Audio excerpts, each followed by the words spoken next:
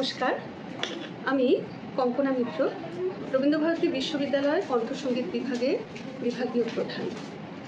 আগামী 16ই সেপ্টেম্বর 2025 মঙ্গলবার উদয়শঙ্কর হলে পালন করতে চলেছি শারদ উৎসব।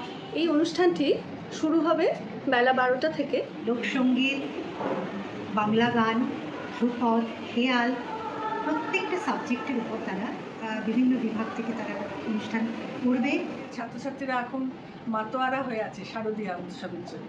সকলে একসঙ্গে আনন্দে মাতব মা দুর্গাকে আবাহন করে। আপনারা দেখতে পাবেন অবশ্যই, কিন্তু ফেসবুক লাইভে, কেননা বিশ্ববিদ্যালয়ের প্রাঙ্গণে বহিরাগতদের প্রবেশ নিষেধ।